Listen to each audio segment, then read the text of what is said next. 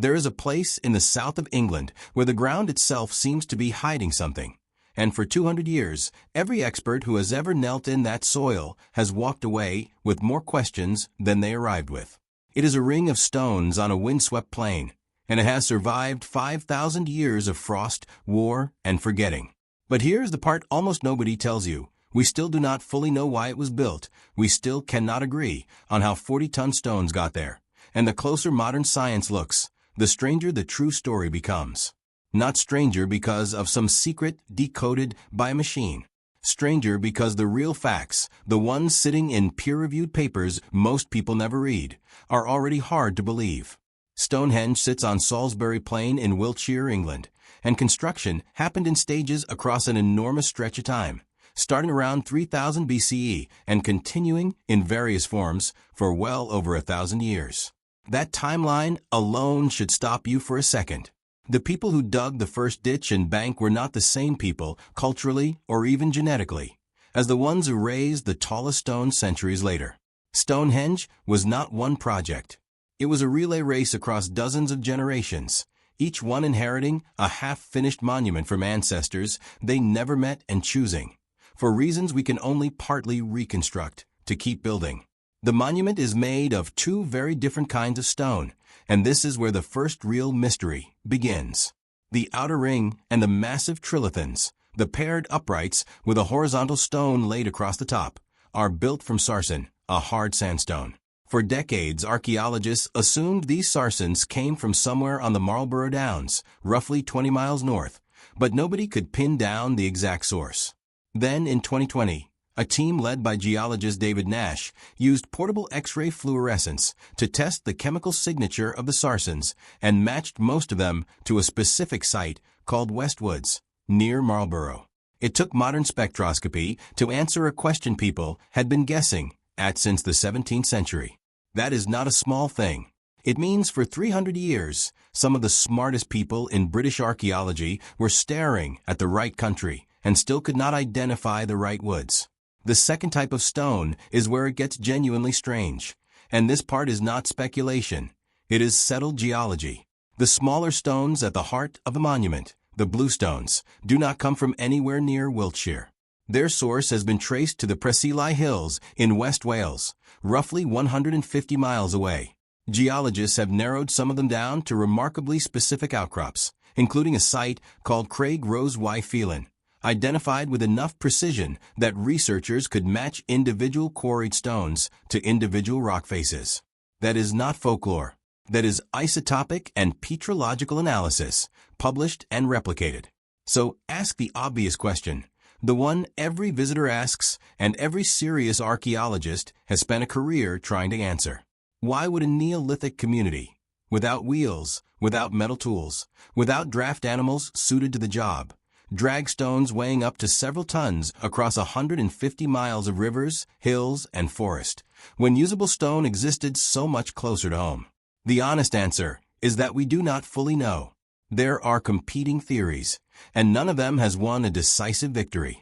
One idea, championed by archaeologist Mike Parker Pearson, is that the bluestones were not simply raw material, but had meaning attached to their place of origin, possibly linked to ancestor worship or to a monument that once stood in Wales itself. In 2021, Parker Pearson's team excavated a site called Wan Mon in the Preseli Hills and found stone holes in a circle roughly the same diameter as Stonehenge's original earthwork, with one stone hole matching the unusual cross-section of a bluestone still standing at Stonehenge today.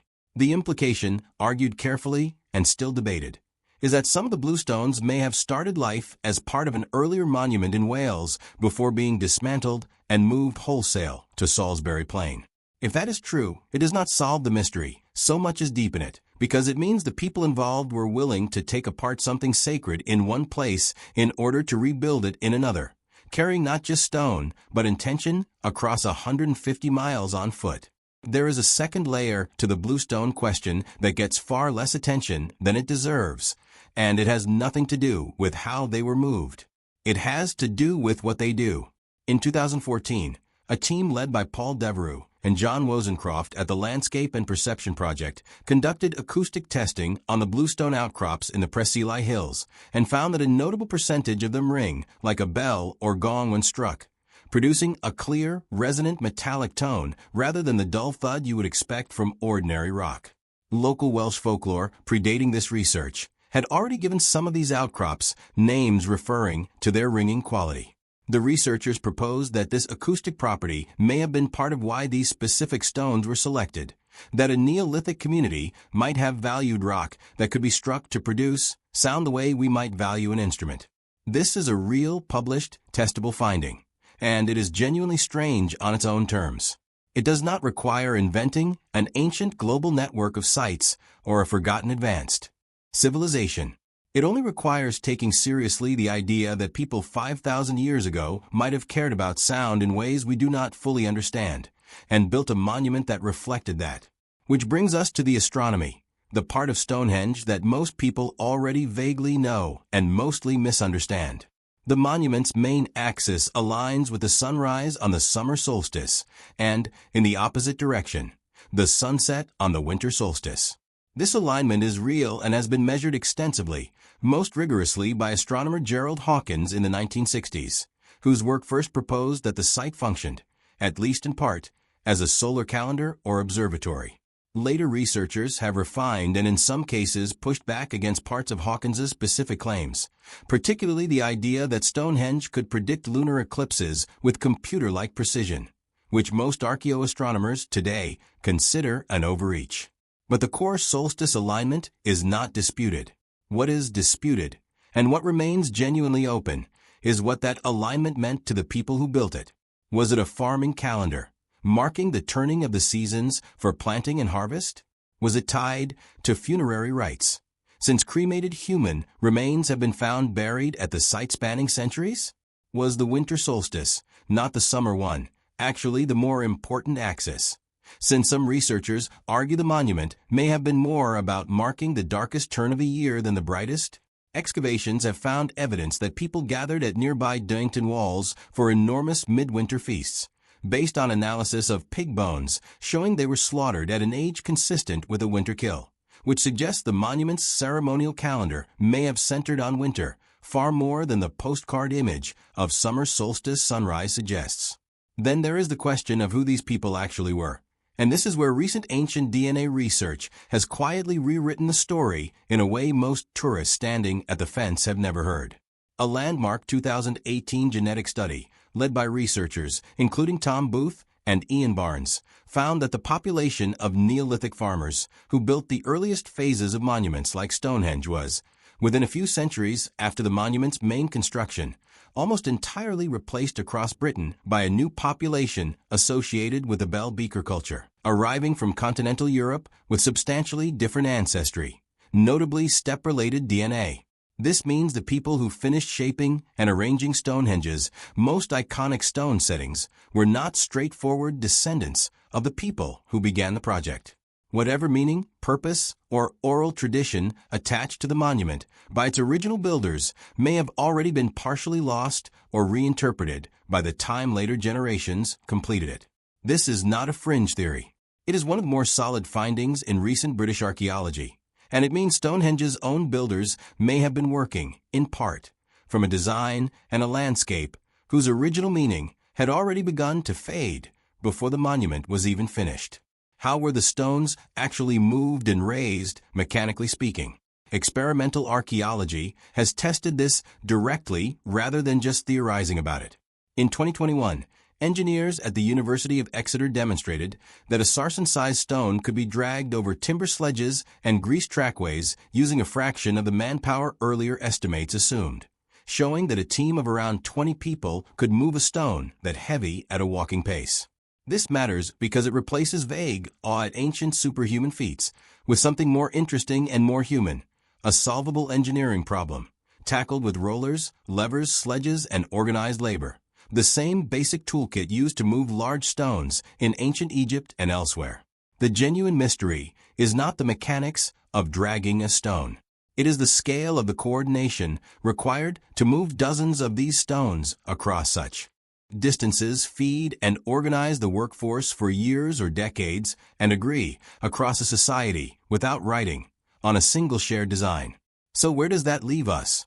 Not with a machine uncovering a lost global civilization and a coded warning. It leaves us with something that, if anything, is more unsettling in its own quiet way. A monument built by ordinary people in stages across more than 1,000 years, by populations who themselves changed, migrated, and were replaced along the way, using stones chosen in part for a property, resonant sound, that we are only now beginning to test and document, aligned to a sky that mattered enough to them that they oriented 40-ton rocks toward it, and passed down, however imperfectly, from one generation of builders to the next, a project whose full original meaning likely died with the people who conceived it. We are not looking at a forgotten super-civilization.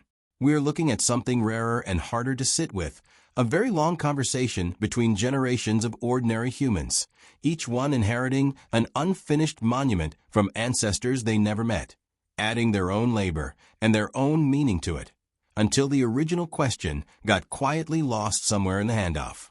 That is the real mystery of Stonehenge, and it does not need embellishment. It needs the right question, which is not what did they know that we don't, but what does it take for meaning to survive when the people who carry it keep changing? Every one of us is doing some version of that right now, inheriting traditions, stories, and structures built by people who are no longer here to explain themselves, filling the gaps with our best guess at what they meant. Stonehenge is just the largest, heaviest example of that process still standing. If you want to go deeper into any single thread here, the acoustic testing on the bluestones, the ancient DNA replacement, the Wan Mon excavation in Wales, all of it is published and searchable, and it rewards actually reading the source rather than the folklore that grows up around it. Let me know in the comments which thread you want unpacked further, because there is enough real, documented mystery in this one monument to fill several more of these without inventing a single fact.